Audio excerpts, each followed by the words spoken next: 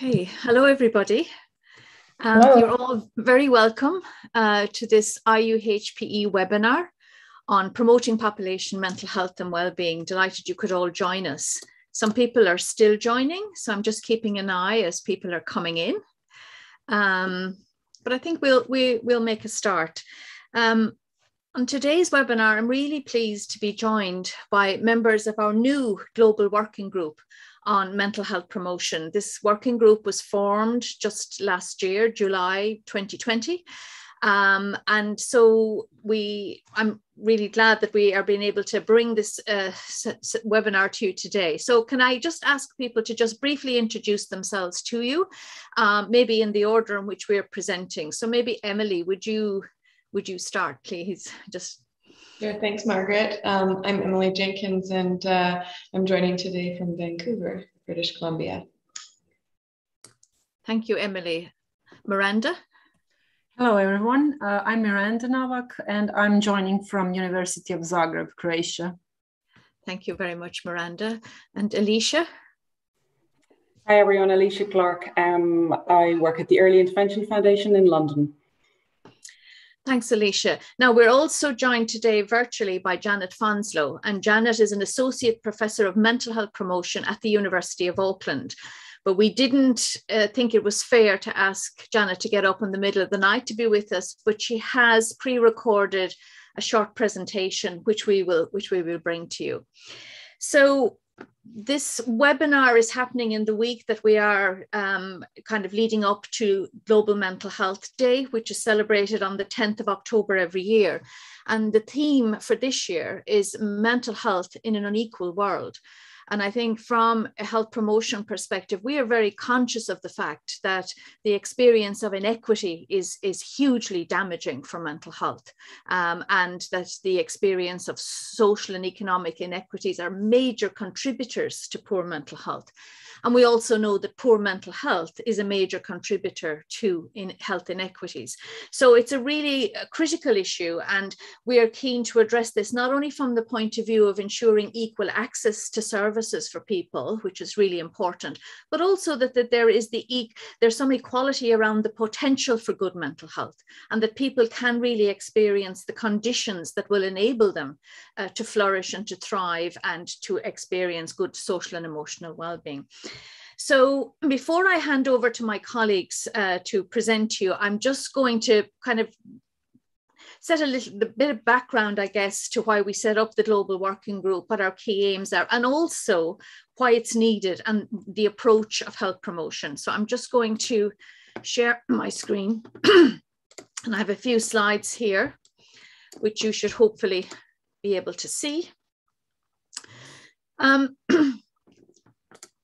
Okay, I think it's fair to say that mental health has in fact been one of the most neglected aspects of public health. And in fact, it is relatively undeveloped within health promotion as well. So when we bring a health promotion perspective to mental health, I think it radically reframes how we address the challenge of improving mental health. And it really shifts our thinking about what mental health is. Most people, when you would say mental health, they automatically hear poor mental health, mental ill health, mental health problems. But actually, when we take a health promotion perspective, we focus on positive mental health and well-being, and we look at how that can be enhanced, protected, and promoted. We also recognize very clearly that mental health is an integral part of health. It is intimately interrelated with our physical health, our social health, our sexual health. So it is really fundamentally important. It's not to be dealt with separately, as it has been for generations, really, within our health services. So we're looking for a shift from a deficit model of mental health to looking at how we can really look at the potential of everybody for good mental health and well-being within everyday settings, within our everyday life. So that requires us to take a population-wide approach and to look at what strategies we can implement that will create the greatest mental health gain for the greatest number of people. And that means addressing the social determinants of mental health and addressing inequities. So it takes us well beyond a kind of individualistic model of mental health. So we require upstream policies and practices to ensure that the conditions that create good mental health, our everyday living circumstances, that these are in fact accessible to all, and that we can reduce the inequities in mental health that are experienced. Our international policy frameworks are very much supportive of this approach. The WHO Global Mental Health Action Plan. Initially, this ran from 2013 to 2020, but it's now been extended for a further 10 years. And it very much underlines the essential role of mental health in achieving health for all, and now has added "and sustainable development" to that slogan. So it calls for comprehensive strategies so that we have access to good treatment and to recovery, but also promotion and prevention, that these are integral parts of a kind of modern service, and that we do that in a whole of government approach. So it's not just the health ministry and not just the mental health division within that have a role to play. And that we need to protect and promote the mental well-being of all, of everybody. Okay, so that means that really we're looking across sectors, across all government departments, and across, you know, the wider community, because there are a whole suite of actors that have a critical role to play in influencing the determinants of health. So that means we need to mainstream mental health into public health, into health promotion, and into our social policies, our economic policies, poverty reduction. Mental health needs to figure largely within that. And this kind of general approach is now being reflected in our general policy, our regional policy frameworks, and our national policy frameworks. In my own country of Ireland, we're now embarking on developing a national standalone mental health promotion plan, which will complement our national mental health policy. So these are quite significant developments. The Sustainable Development Goals for the first time reference mental health. That was quite significant. It hadn't been there before, and clearly showed that if we want to ensure healthy lives and promote well-being for all at all ages, promoting mental health and well-being is a critical part of that. And I think it also recognized that for good mental health, we need a kind of a flourishing community and environment, and indeed a healthy planet. So all these things are interrelated across all the 17 goals. If we needed reminding, I think we certainly were all reminded during the pandemic and the impact of COVID-19 on people's mental health and how important that is, and that there is a universal need for this because people's mental health was really impacted over the last 18 months. And I think it's no coincidence that UNICEF, in their State of the World Children's Report, which has just been released this week, their focus is on promoting, protecting, and caring for children's mental health.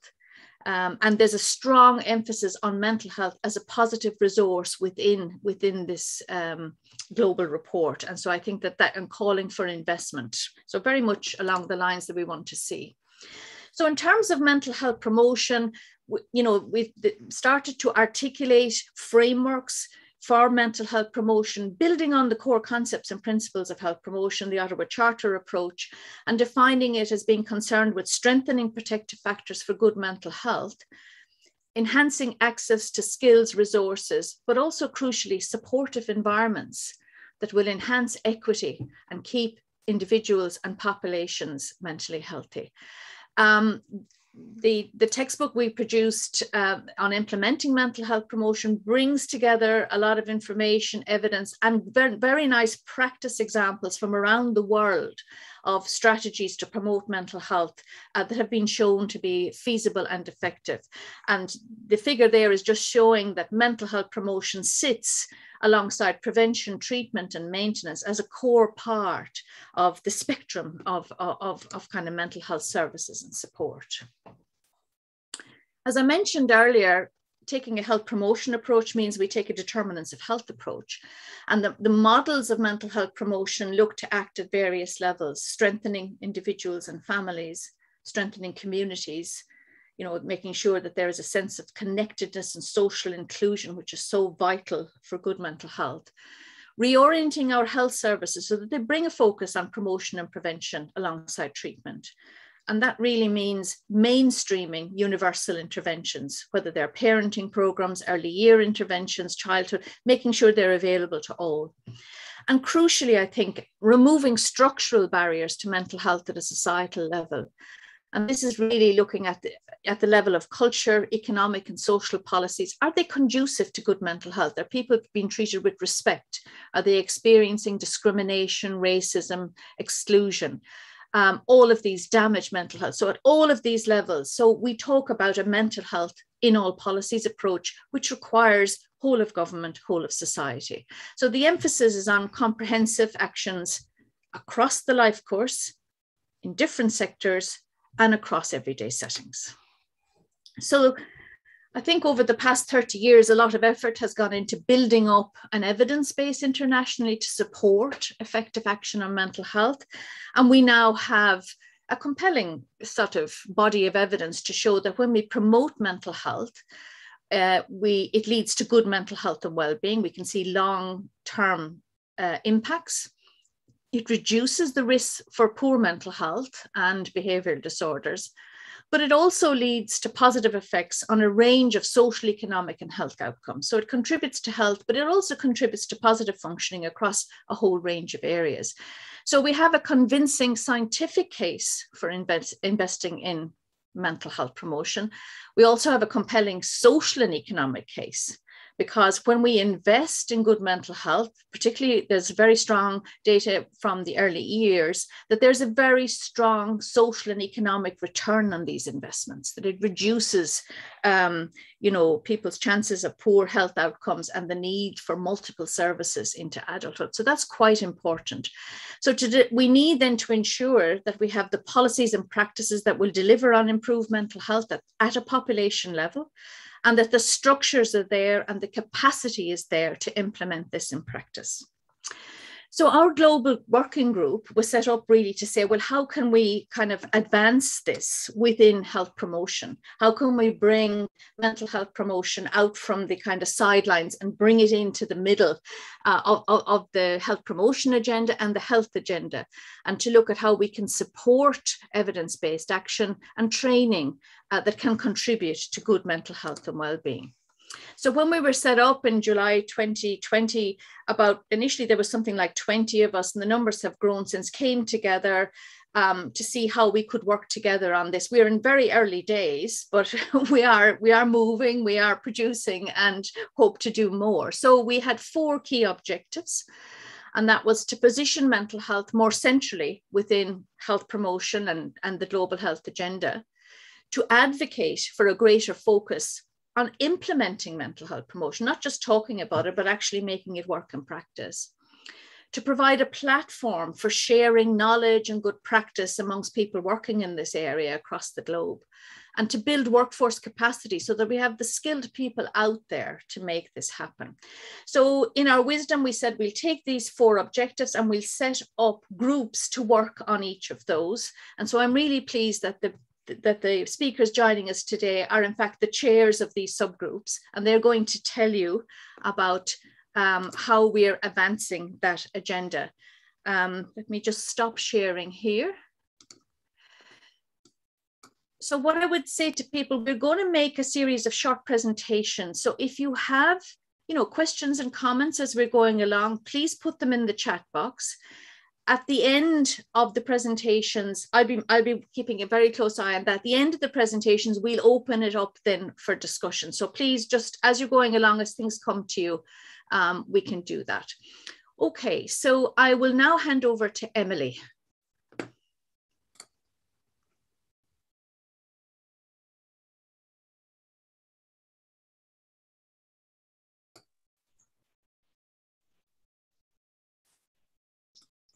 All right, sorry, just trying to get all the tech set up.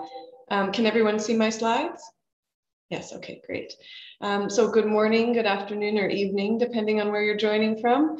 My name is Emily Jenkins. I'm an associate professor in the School of Nursing at the University of British Columbia in Vancouver, Canada. I'd like to start by acknowledging that I'm joining today from the traditional, ancestral, and unceded Indigenous territories of the Musqueam, Squamish, and Tsleil-Waututh First Nations. This means that the land that I live and work on was never surrendered through treaty or war, and reflects the colonization process.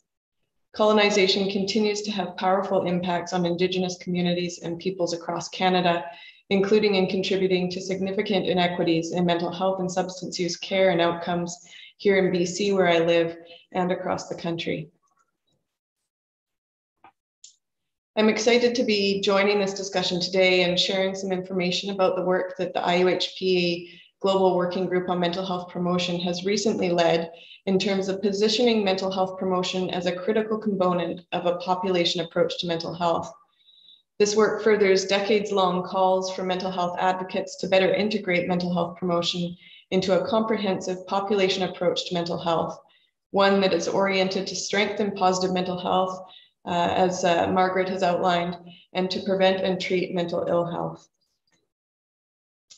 However, despite this advocacy, mental health promotion remains a relatively early field, and some may say in its infancy, and the realization of a population approach to mental health has yet to be widely achieved.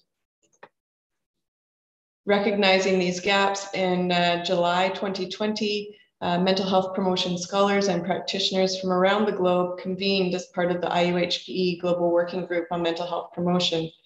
Membership in this group is geographically diverse and currently includes representation from Ireland, Britain, New Zealand, Australia, Croatia, Finland, Brazil, and Germany. Early on in our collective work, we recognized that the current context, including the COVID-19 pandemic, and growing awareness about structural racism, concerns about the climate crisis, instances of police brutality, and others were intersecting to contribute to adverse population mental health impacts globally. We also recognized that as a result, there was a policy window born from new understandings and awareness among the public about mental health, including the ways that our everyday conditions or the social and structural determinants of mental health influence mental health at a population level. For example, within the context of the pandemic, mental health has been heavily impacted by intersecting social and structural determinants, including economic downturn, unemployment, violence, poverty, racism, gender, loss of childcare, and that's just to name a few. These impacts are not distributed equally and are leading to widening mental health inequities in some contexts. Mental health promotion provides an orientation for responding to these challenges in a way that holds the potential to benefit everyone, while also redressing the harmful conditions that cause worse outcomes for some. To leverage this opportunity, we decided to strike a subgroup to generate a position paper, a statement on critical actions for mental health promotion, and to situate mental health promotion within a population approach to mental health in an effort to guide pandemic recovery plans in our respective country contexts and globally.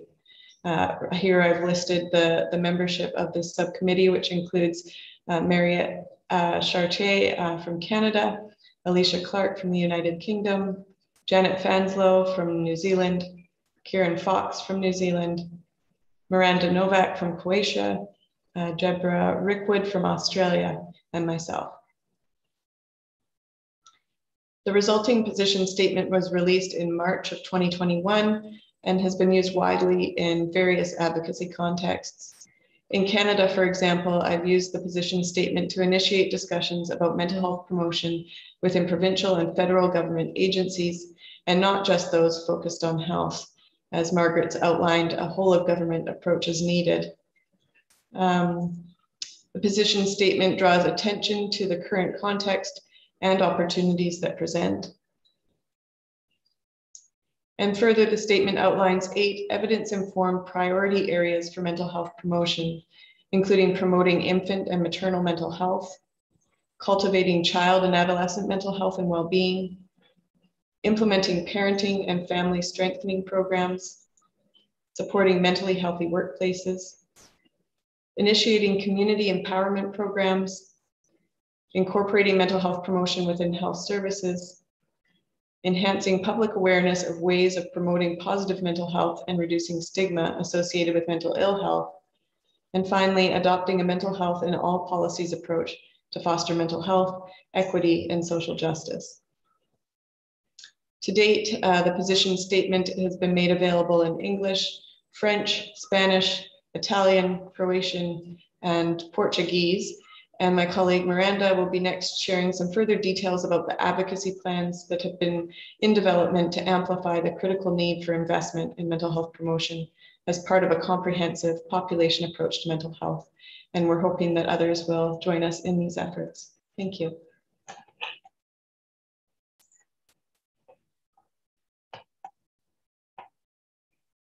So Miranda, Margaret, do you want me to turn it back to you or over to Miranda? No, thank you very much, Emily. No, we'll go straight on to Miranda. That was great. Yes, I think I'm on now. Yes.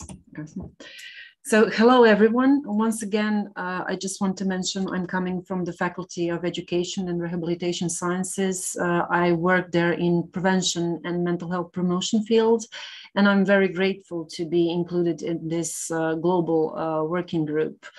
I'm co-chairing, I would say, a subgroup of advocacy. So we have tried to develop a set of steps and plan for advocating, first of all, a position statement on critical actions for mental health promotion, but also mental health promotion itself. I just want to mention my members. Some of them are here or speaking via recording. First of all, Janet Fanslow, coming from New Zealand, Juliana Flory, working in ASIC organization in Brazil, Emily just speaking before me, myself, and I just have to mention Anna Petek. She's also from University of Zagreb, but I have to admit that learning the policy language and advocacy, she was the one really teaching me. And one of the things I just want to convey as a message today, that us professionals or mental health experts or health promotion experts really have to learn the policy language if we want to be successful in advocating the theme or in agenda setting.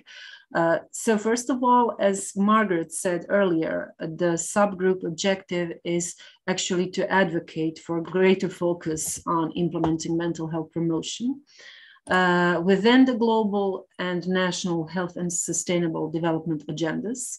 So that would mean that we have to actually leverage our expertise and profession to really communicate the agenda, but also we have to really know our local and national context and how does it fit into international scene, and how can we really use our expertise to influence professional and political circles.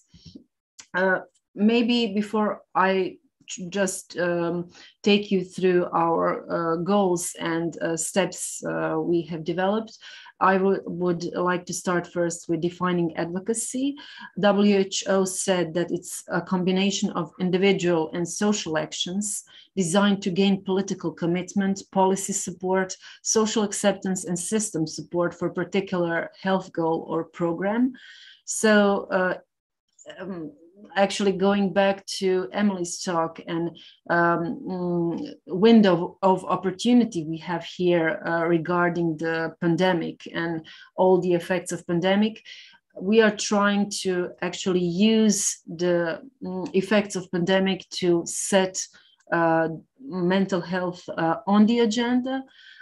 In low-income countries and in maybe middle-income countries where I come from, mental health is not high on that agenda.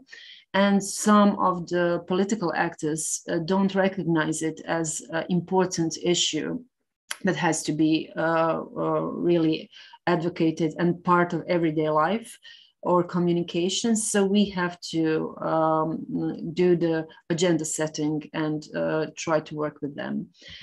So what our key messages and our goal on international and national levels, we are trying to communicate that mental health promotion must be at the top of investment priority in global pandemic recovery plans. Just thinking about Croatia and thinking about latest developments or developments during last year, I really have to admit that professionals working in the mental health field really were part of the arena and discussions, even presented in media, presented in some kind of political debates, and trying to really even talk to people working as epidemiologists or working as people trying to protect lives. What part of that has to be connected with mental health and mental health promotion. So after we had a position statement developed, we have layered dissemination plan. We wanted to really see what are the global actors. And first, when we are talking about advocating a theme itself, firstly, we have to locate actors. And one of the most important actors regarding mental health and mental health promotion is especially WHO, European Commission, UN agencies, including UNESCO, UNICEF, various international or national agencies, but also we have targeted several communities, especially surrounded around some kind of usually professional conferences or working group members have identified members within their national context. And then we were actually trying to communicate and send our position statement, also using email communication, but also Twitter, Facebook, Instagram, and LinkedIn. So basically what we wanted to do to disseminate the position statement and to gather the community and to gather community to mobilize itself. Why were we doing that? Because when we used the Shilton model for health advocacy, we have seen 6 imperatives of effective advocacy. So we were using media. First of all, we were using professional mobilization. Now we are speaking to all of you present here from all around the world. So we are building a community. We want you to get involved. We are advocating from within the IUHPE society, and we want all of us to be very active in political advocacy. So communicating as experts and professionals to political actors. Basically, community mobilization and professional mobilization are critical because we have to be actually the ones who educate political actors to convey the message. Because going back to policy theories and agenda setting, classical John Kingdon theory says that actually when we are communicating a problem, we have to talk to problem stream, political stream, and policy stream. So basically, policy change happens when window opening is set for great decision-making and clear involvement of stakeholders. So basically, we want to also include you. So what can you do within your country, within your field of work? We want you to get the position statement if you don't have it, to download it, if you can translate it, if you can communicate that to your governments, ministries, agencies, especially to your national public health or mental health institutes. We want to submit the position statement to relevant decision makers, even to political parties that have to be also included in the debate. We want you to speak on events on mental health. We want you to connect effects of COVID and secondary effects of COVID to mental health promotion and needed investments and implementation. So that would mean that we would build a group of people and various groups of organizations who can support our particular policy viewpoint. And in order to do that, we have to be prepared to consider the views of many people and to understand how decisions are being made in our own local and particular context. And that would be deliberately influencing to really convey the message of mental health promotion. What are the global working group, subgroup next steps? We want to write a paper, policy-oriented paper on mental health promotion and advocacy. There's not a lot of literature being included there. And also we want to gain more cooperative followers. So if you are able, join us and keep talking about mental health. Thank you. Great. Thank you very much, Miranda.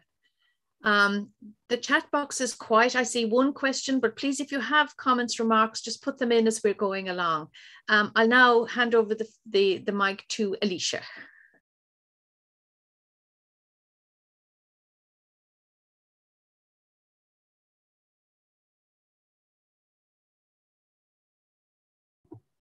Thanks, Margaret.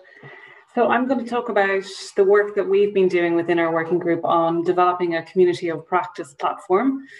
And firstly, just to start with the purpose of our community of practice platform. Really, we consider it to be a learning network for practitioners, policymakers, and academics who are working in the field of mental health promotion. And I suppose it has two main aims. The first aim really is around trying to facilitate knowledge dissemination, learning and best practice amongst community members internationally. And a second kind of broader aim is really we would like our platform to ultimately try and support that agenda setting for future discussions around mental health promotion by being forward-looking, by identifying knowledge gaps and promoting learning and driving that evidence-based practice. So just to talk through a little bit around how we've been operating as a kind of community of practice platform to date. So we've been working on setting up the platform really over the last 12 months. And our focus to date has been on creating a platform initially for the Global Working Group. And the reason for this is really to try and enable us to collaborate across the various working groups so that we can all provide input into the various strands of work. So into Emily's work around the position statement on the critical actions for mental health promotion, providing input into Janet's work, which you'll hear about on developing up mental health promotion competencies to advance mental health promotion training, and the work that Miranda spoke about on developing up an advocacy model. The second area of the platform is really trying to support that kind of sharing of latest research in the field of mental health promotion. We have developed up a process where we would disseminate a newsletter to the Global Working Group, where it's providing opportunities to share relevant policy briefs, evidence synthesis and practice examples right across the Global Working Group. And the emphasis here is around trying to collectively share our knowledge and resources. So just to take an example of one of our newsletters, obviously over the last year, we've been particularly concerned with COVID-19 across the Global Working Group. And this is something we worked on in one of our newsletters. So it was about providing links to various scientific articles and various reports where we're focusing on the role of mental health promotion in rebuilding post the pandemic and in addressing health inequalities globally. So the idea is that the newsletter is shared amongst the Global Working Group, but that can then be disseminated across local networks. I suppose one of the limitations that we were quite mindful of in terms of having like a newsletter approach through our community of practice platform is really that it provides limited opportunities to engage with our colleagues. And this was something that we wanted to address and that we're actively trying to address at the moment. So in terms of sharing knowledge and best practice and supporting engagement across the Global Working Group, we have developed up bi-monthly workshops. And this is really around trying to bring the global working group together to share knowledge and expertise with a focus on evidence-based practice of international relevance. So the emphasis here is around trying to translate evidence into practice and to generate that discussion right across our international group and look about what this means in terms of the international context. So we're very excited that our first workshop is taking place actually next week, where one of our colleagues from Denmark, Dr. Vibeke Kaushida, is presenting on the Act, Belong, Commit campaign, which was originally developed in Australia, but has been adapted to meet the needs of the Danish context.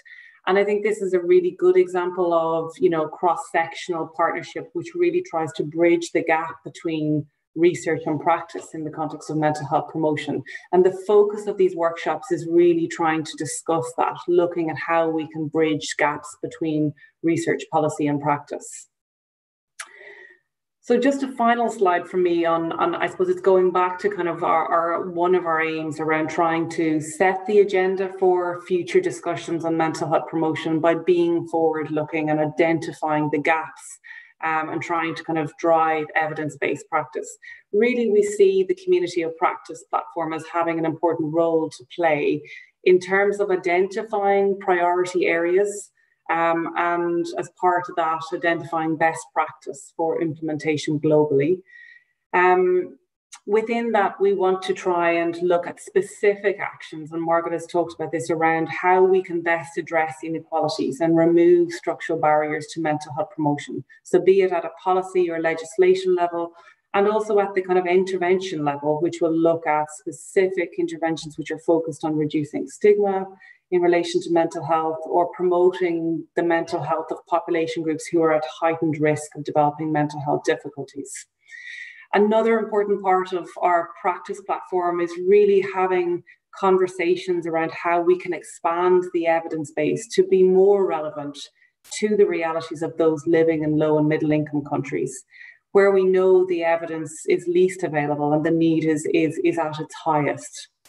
And then finally, as part of our platform, we want to kind of discuss and look at the challenges related to the implementation of evidence-based programs, because we know that the whole area of implementation science, it's still developing, and it's hugely important in terms of being able to map out the relationship between the local context, the intervention itself, the components of interventions, and their outcomes. So this is an area that we'd like to see kind of developed up within the platform. And finally, as part of that, the whole issue of scaling up effective interventions and how we can do more to support the research and science around what it takes to embed interventions within the system and to scale them up at both national and international level. So there's lots of kind of areas to our platform that we're very keen on kind of tackling. Definitely a lot to do, but I suppose we see the platform as having an important role in supporting that communication and interaction with colleagues on this. Excellent. Thank you very much, Aleisha. Okay, so we have a short presentation now from Janet Fanslow. So if I do things properly, you should be able to hear it. So I'm just going to bring that up.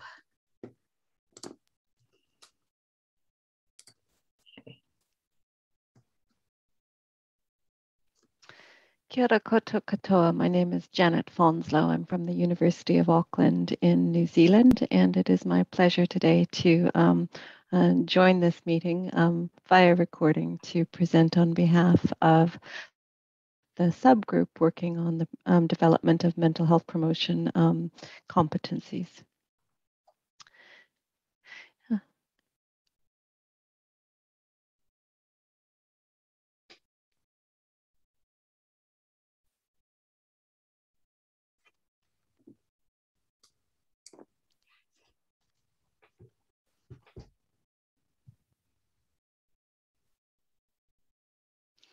Kia ora koutou katoa. My name is Janet Fanslow. I'm joining you today via recording from Auckland in New Zealand. And it is my pleasure today to present on behalf of my colleagues in the subgroup that's working on the development of mental health promotion competencies. As Margaret would have introduced previously, this is part of the 4 objectives in terms of the development of increasing the capacity for the mental health promotion workforce. And part of that is actually really articulating what are the unique needs, what are the unique skills, and the attributes that we need mental health promoters to have be developed in to go out and further our mental health project.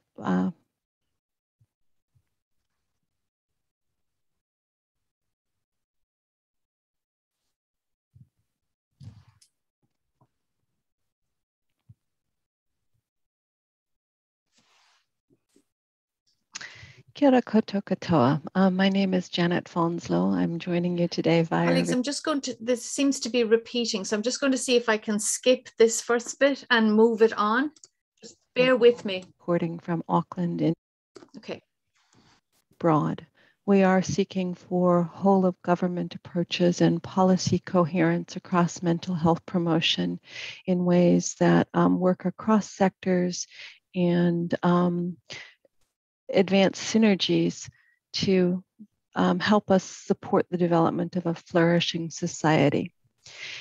And because the scale is broad, we do need people who can do the big thinking and the communication that helps us to find the partners to move forward. The work that we've been doing relating to articulating capacity for mental health promoters, of course, comes from a solid basis that exists already in the core basis of understanding and articulation of capacities and knowledge bases for health promotion in general, which has formed such a bedrock for the accreditation system and the understanding of the skills and abilities to go with health promotion in general.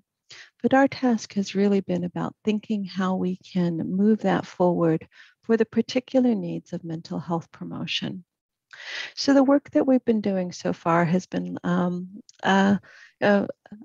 intensive within our subgroup and is at the brink of being moved out to the wider global working group on mental health promotion. But part of this presentation is to ask for your assistance as well, your assistance from the wider health promotion community to really help us articulate what are the competencies that are unique to mental health promotion. Some of our thinking so far has really been articulating some of the capacities that we see are unique so far, has really been articulating and deep understanding of the dual continua model around mental health and mental illness. That understanding that mental health and positive mental health and well-being operate on a different plane from symptoms of mental illness and awareness of mental illness. And this is a really core understanding for our field, because that understanding that positive mental health is a core feature of population mental health and well-being, and will be a core feature of those ideas about sustainable development at the population level. And the understanding that if we are really to achieve our goals as a planet on promotion of physical health and social well-being and economic well-being, we need to start to articulate these ideas of mental health equity and social justice, understanding that mental health itself is a human right. And that to do this adequately, there needs to be a strong bedrock around the principles and values and how we operate as mental health promoters, which include acknowledging and supporting social and cultural diversity and identity. The other feature that underpins a lot of our work in articulating competencies for mental health promoters is understanding that there are unique domains of practice for this work. So some of that work is about how we support development of policy building capacity, how we underpin and establish competencies in the research workforce that will support mental health promotion, and how we can actually work to implement that on the ground in the practice community, with the understanding that it's the dance between those that will actually help us achieve the mental health promotion that we need.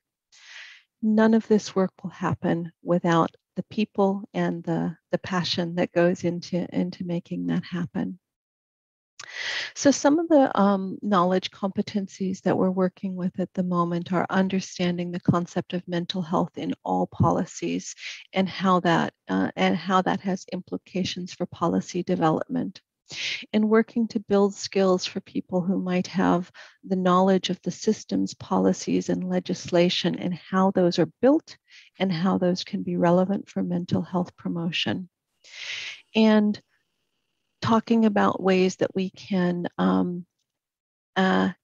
equip our mental health promoters with effective leadership skills, advocacy, and partnership building skills so that they can achieve their goals for mental health promotion action. And when we're thinking about research competencies, the importance about understanding the evidence base and research methods that are required to inform and evaluate mental health promotion action. So it includes understanding both of mental health and mental health promotion at the quantitative level and the data and measures of indicators of mental health and well-being that we can use, but also understanding the value of qualitative methods and how those can really help us articulate the value of mental health promotion, as well as understanding the economic analysis and cost benefit and cost effectiveness that can help us move forward with the policy and practice agendas. In the practice domain, to implement mental health promotion, we understand that it's mental health promoters are going to need skills in project management, everywhere from needs assessment through to planning to implementation to evaluation, and understanding where those domains of practice can occur, whether it's across the lifespan for people or whether it is working at the local community level, the regional level, the national level, or even at the planetary level. The other thing where the other place our thinking is going is related to the determinants of mental health. And this can really be a key feature of how mental health promoters operate, because it really has implications for what we focus on. But if you think about some of the key determinants for mental health, some of them and some of the areas of focus resonate strongly with where people across the planet are going in terms of really the heart cries we've been hearing, in terms of some of the issues that the people around the world are articulating about the importance of elimination of discrimination, about the importance of freedom from violence through things like the Me Too movement.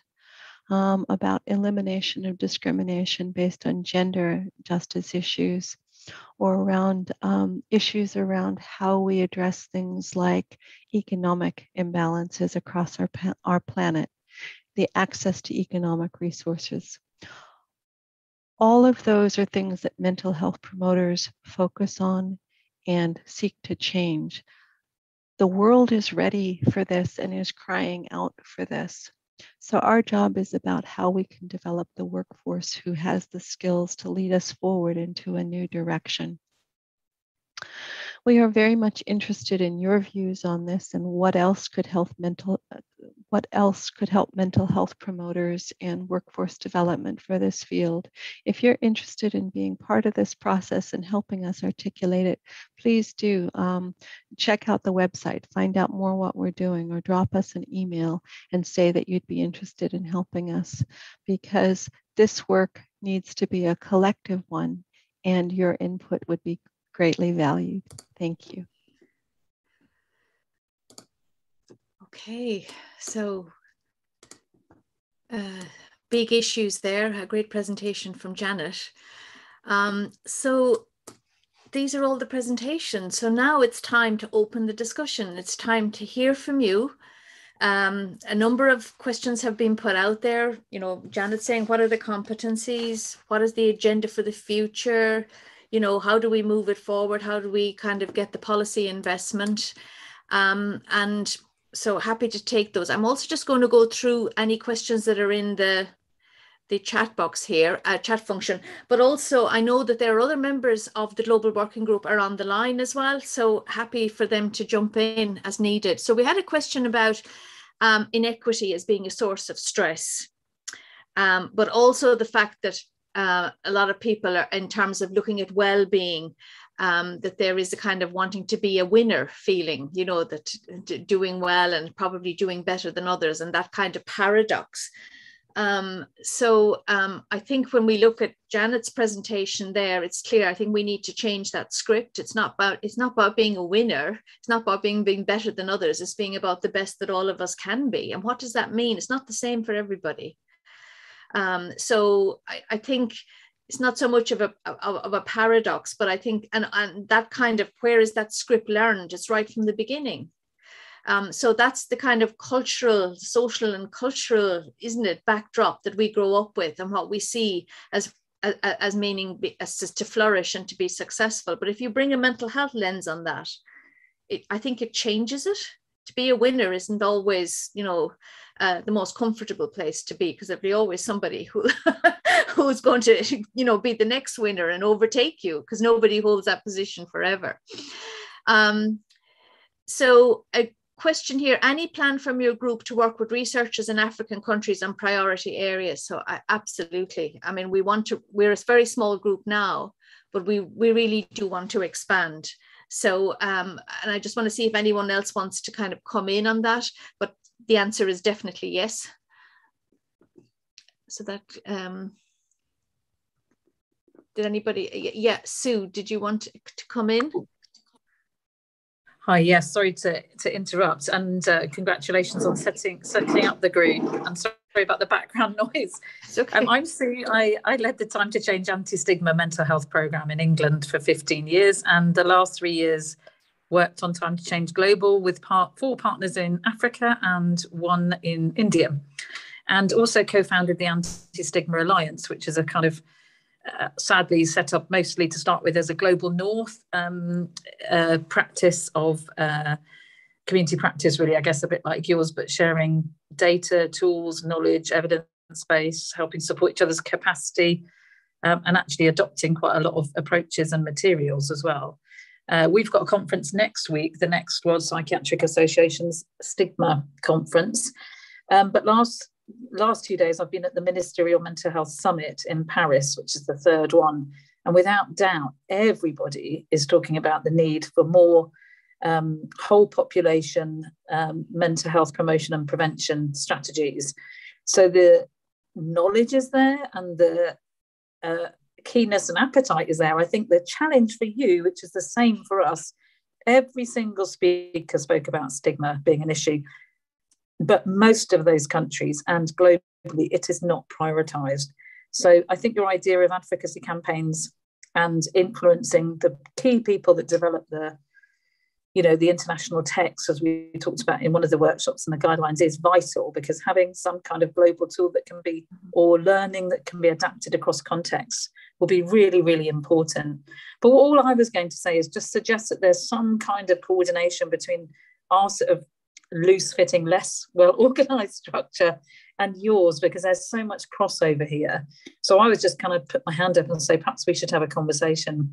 But from that work, we've got much more evidence and incredible capacity building, talent and workforce in the parts of the global south now, in Africa and India. So I think, maybe there's some crossover here between the partners that we've worked with and some others that we're working on stigma in parts of the global south and parts of Asia. And maybe we should do a bit of swapping notes and mapping networks so that we can support each other's work, because we know that they're complementarity of effort, even though we've got slightly different outcomes. That's what I was going to offer, really. Absolutely. Thank you, Sue. If you want to just, we're happy to follow up on this conversation. And I think, yeah, it makes sense. And if you want to just pop your email in there, I'll respond, or just send me an email. We have the email for the group as well. So very happy to do that. And that's great. Thank you for that input. And I think the challenge too is, although everybody's talking, I want to put this out to people, everybody's talking about the importance of investing in mental health now. How do we make sure that it goes into promotion and prevention and not just down the usual, and of course the mental health services are underfunded. There is no doubt that the percentage of the health budget that goes into mental health is minuscule in comparison. But how can we ensure that it really is on the agenda in a real way, not just appearing in policy documents as a nice thing, but that actually is? So I'd really like to hear from people on that. If anyone wants to come in, speakers included, by the way.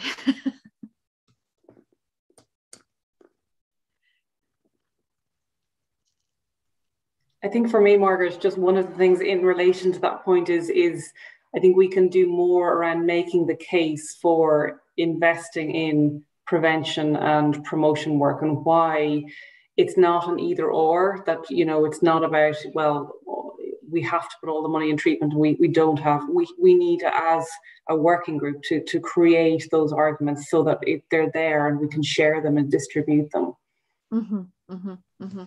Absolutely.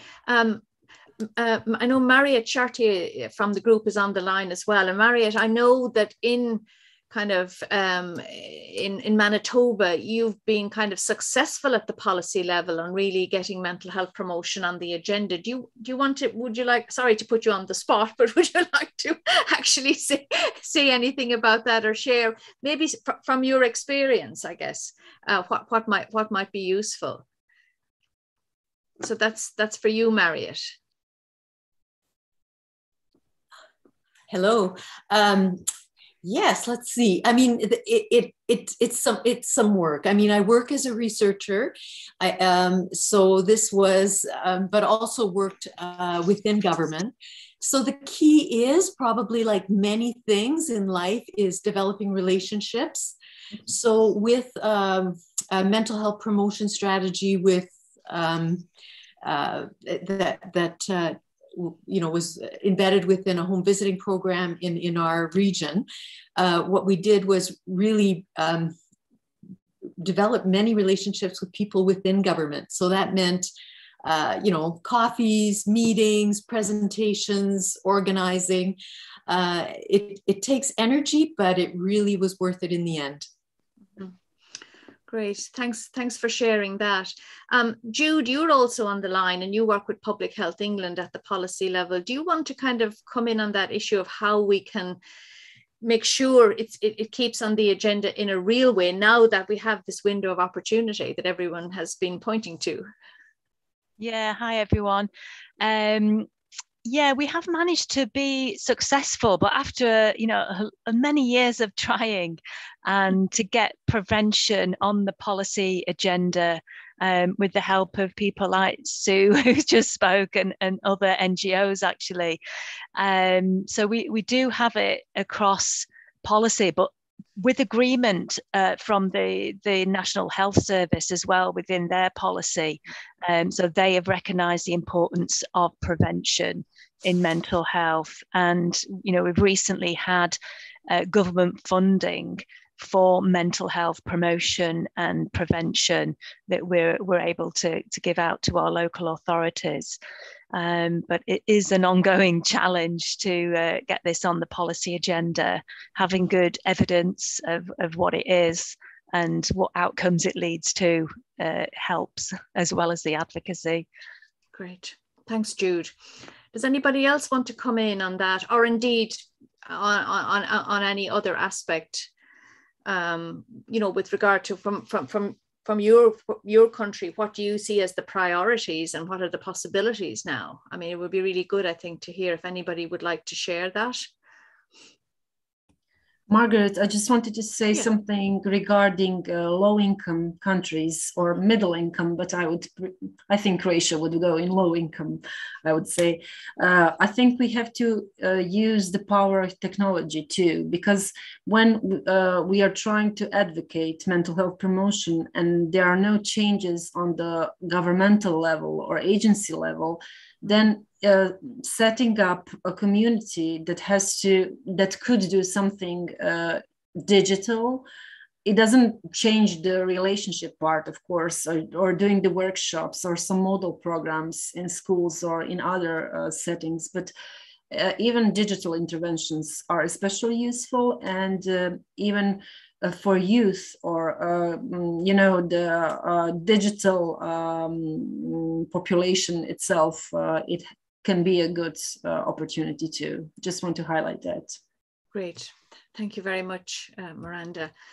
There were a couple of other comments, and thanks Margaret McClune on linking mental health promotion to specific health outcomes. And I think there has some work done on that around, the benefits of investing in early years and school-based programs and the economic return on that. And workplace mental health promotion certainly has looked at the economic outcomes that can be had from having a healthy workforce. So yeah, it's definitely when you're talking to people outside of health, they want to know like why this matters for them. So absolutely.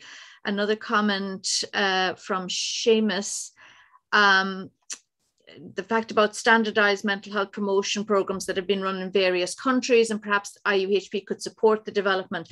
Now, IUHPE doesn't have the resources to support programs, but what we are trying to do through the Global Working Group is to bring information about those to people, so that then people can look to see how that can be implemented within their own context. So that's part of what we're trying, as we're developing up. We're very early stage, but as we're developing up, that's part of what we're trying to do. Erica is asking about comments on gender-based violence and mental health, and it's really a shame that Janet is not with us here, because Janet is a director of the Clearinghouse on family violence in New Zealand, and she certainly would be able to talk to that at length, and she's done a lot of work on that. But there are also, I think, examples of like multi-component interventions actually, and most of the really good examples come from low-income countries where you have community-based programs addressing gender violence and also looking at mental health particularly for women, young women in the context of their community. So yeah, there is some really good examples of work. And I suppose the other thing we should be aware of is there's often good examples of practice that haven't made their way into the evidence base. So that's another challenge, when it's really good, how we can bring that in and share it. Okay, so just in terms of, just from the people who are here, in terms of priorities that you'd like to see or areas that you'd like to see advanced, do you want to just kind of either put it in the chat function or just kind of jump in and tell us what you'd like to see, basically, what would meet everyone's interest? Yeah, okay, so Nepal is starting a mental health campaign. That's great.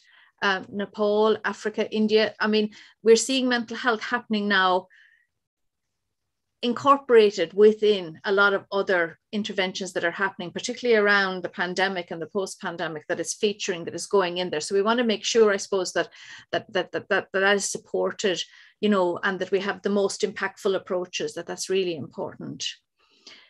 Okay, so any comments from anybody, I think, around your priorities that you would see from your countries? So if I stop talking, maybe people might get a chance to come in. Okay.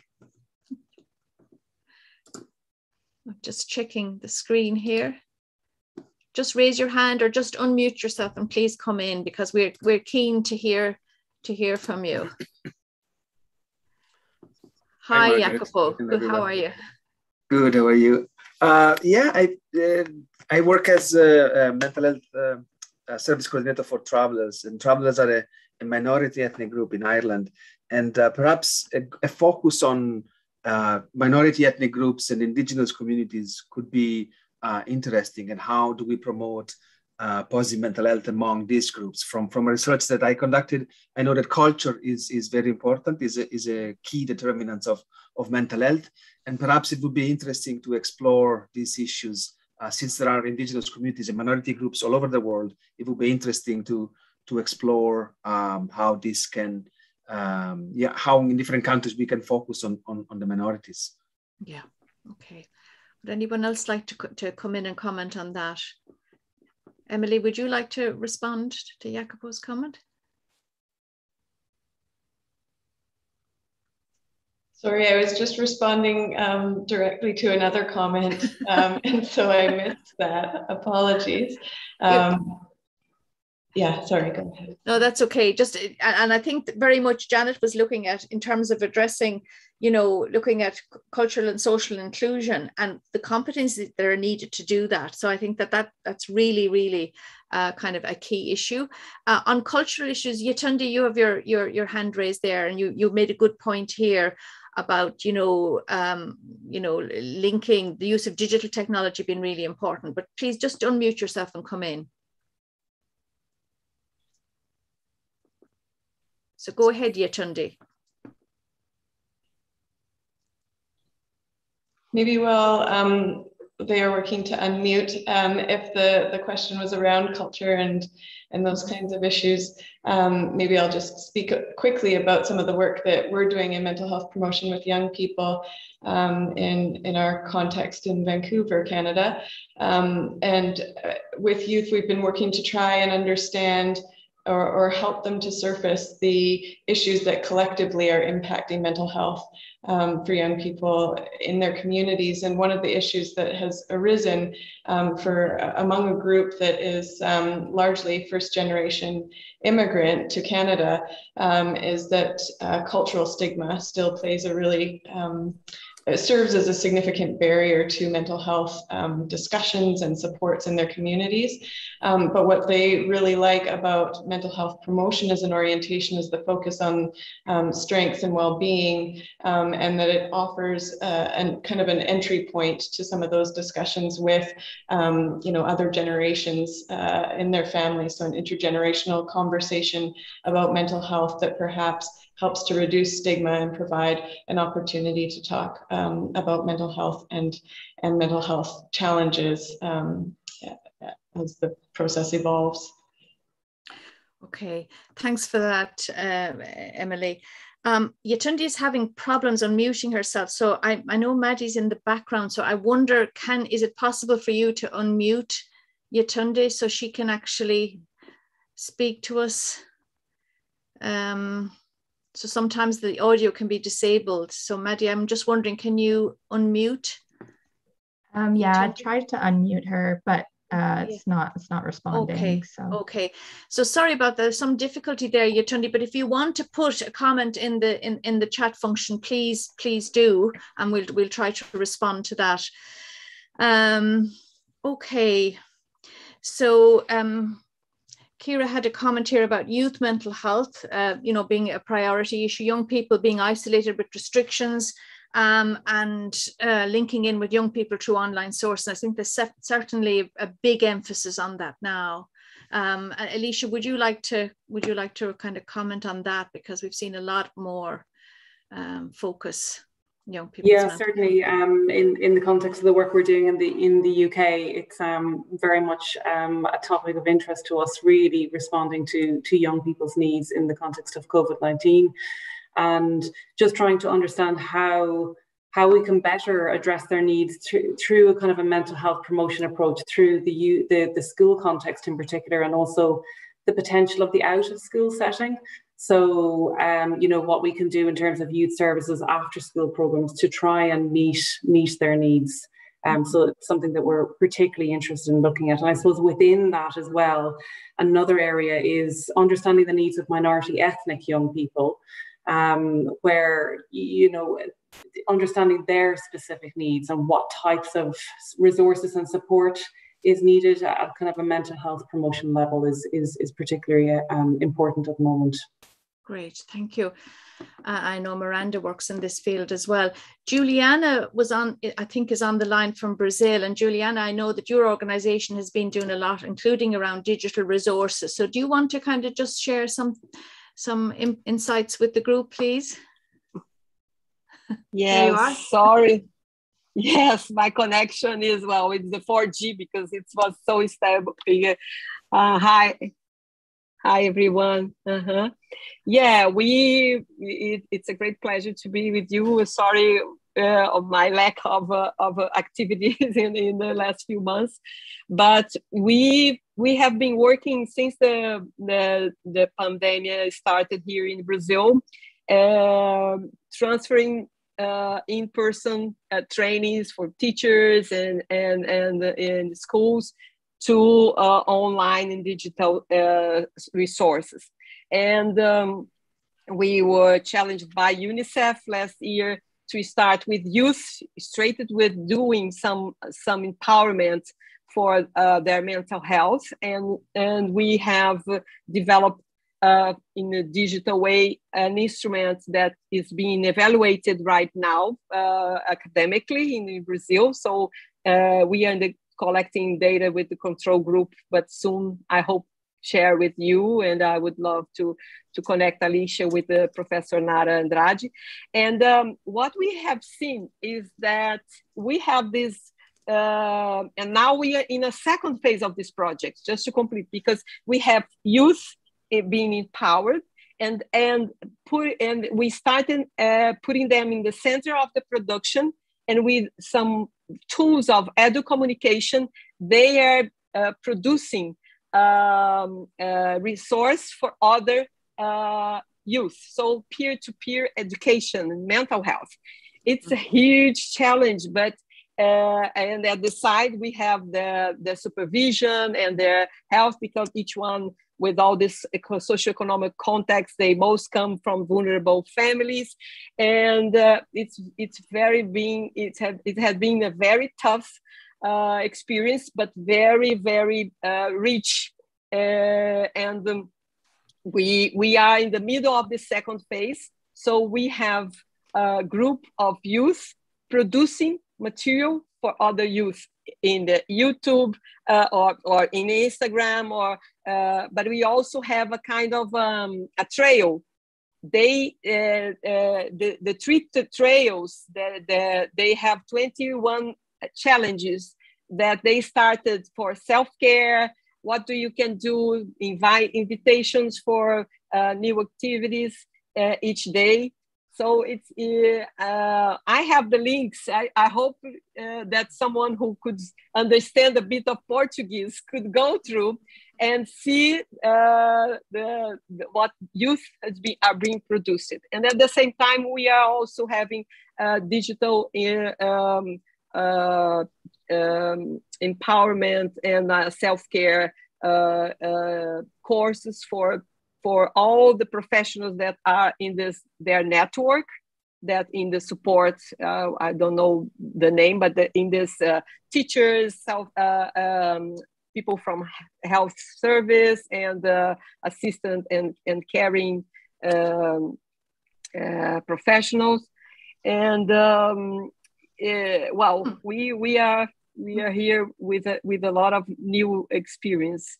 And great. One thing that is very interesting is that this instrument that we developed digitally, that used to be in person for youth, we won this prize for hundreds. This is an organization from Finnish and the International Bank, Development Bank from US, and it was a prize in Latin America.